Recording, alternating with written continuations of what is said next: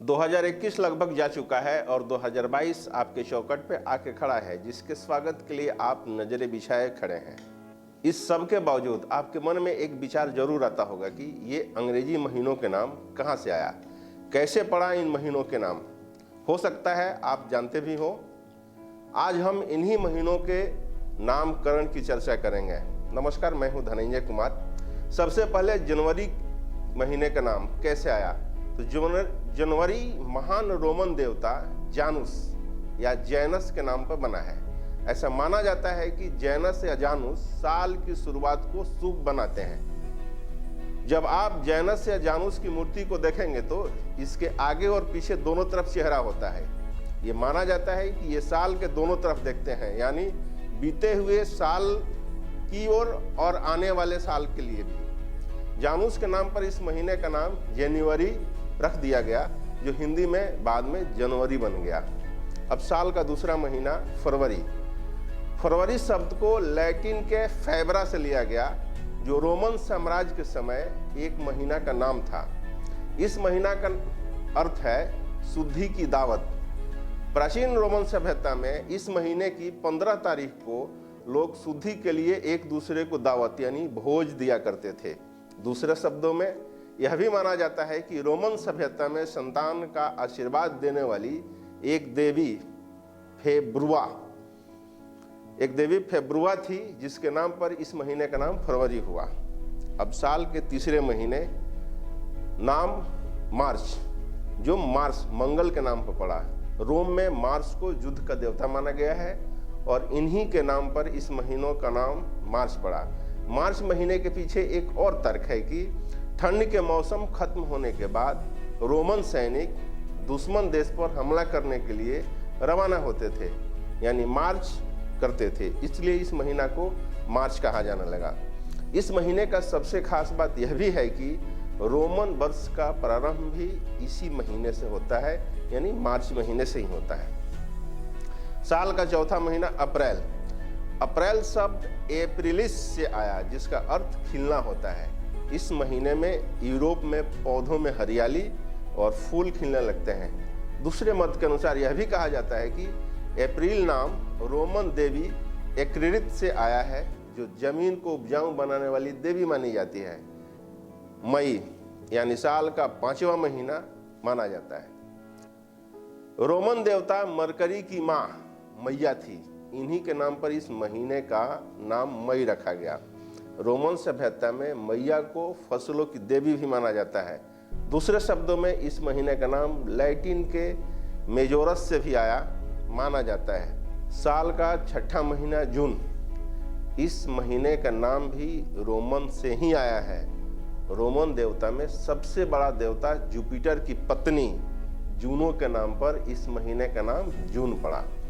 दरअसल रोम में जूनो को शादी ब्याह और संतान की देवी माना गया है। रोमन सभ्यता में इस महीने को शादी के लिए सबसे बेहतर माना जाता है, इसलिए इस महीने का नाम जून रखा गया।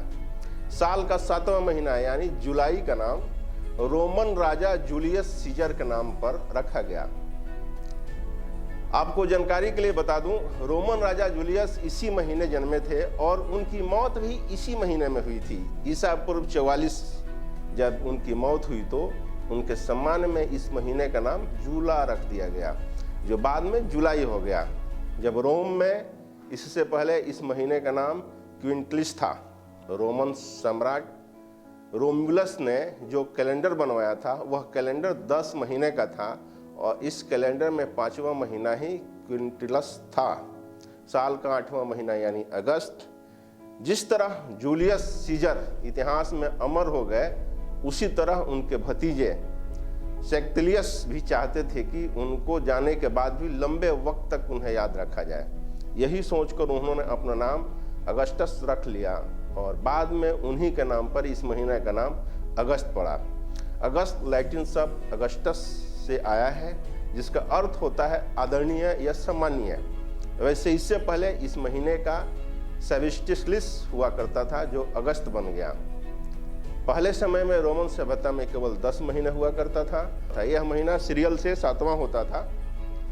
लैटिन में 7वें को सेप्टेम कहा जाता है और इसी से इसको सितंबर कहा जाने लगा, जो बाद में सितंबर बन गया और बाद में साल के महीना बढ़ने के बाद भी ये सितंबर ही रहा। लैटिन में ऑक्टो का मतलब 8 होता है, और जब रोमन कैलेंडर 10 महीने का था उस समय यह महीना 8वां था। कालांतर में कैलेंडर बदलने के बाद भी उनके नाम में कोई बदलाव नहीं आया और यह अक्टूबर ही रह गया और अक्टूबर कहा जाने लगा। दरअसल लैटिन में 9 को नोएम कहा जाता है और इसमें भी नाम में कोई परिवर्तन नहीं हुआ और यह नवंबर बन गया। रोमन सभ्यता के अनुसार इसी महीने में उदासी, परेशानी ज़्यादा होती है। उत्तरी गोलार्ध में इस तरह की चीज़ें ज़्यादा इसी महीने में होती है, इसलिए इसके नाम में कोई परिवर्तन नहीं किया गया। और अब भारतीय कैलेंडर के अनुसार भी आपको बता दूं, 26/11 जैसे बहुत सारी घटनाएं नवंबर में भी हुई है, तो एक तरह से अशुभ तो है ही। आधुनिक कैलेंडर के अनुसार साल का महीना दिसंबर होता है, जो अंतिम होता है, लेकिन जब रोमन कैलेंडर 10 महीने का था तो इस महीने का नाम डोमेस था, जिसका मतलब 10 होता है। इस महीने में कोई भी बदलाव नहीं हुआ और ये डोमेस से दिसंबर हो गया। अब एक बार हम भारतीय नववर्ष की शुरुआत जो चैत महीने के प्रतिपदा से होता है उसको भी आने पर चर्चा करेंगे। फिलहाल आपको जानकारी के लिए बता दूं कि भारतीय नववर्ष चैत में शुरू होता है। चैत, बैसाख, जेठ, आषाढ़, सावन, भादो, कुआर यानी आश्विन, कार्तिक, अगहन, पूस, माघ और फागुन ये हमारे अपने वर्ष के महीने हैं और इसका भी नाम हमारे ऋषि देवी देवताओं के ऊपर ही है और इसका भी बहुत पूर्ण अर्थ है और शायद इस रोमन कैलेंडर से ज़्यादा हमारे अपने कैलेंडर के धार्मिक और सामाजिक महत्व है। जब चैत आएगा तो फिर हम अपने चैत बैसाख के साथ आपके साथ हाजिर होंगे। नमस्कार।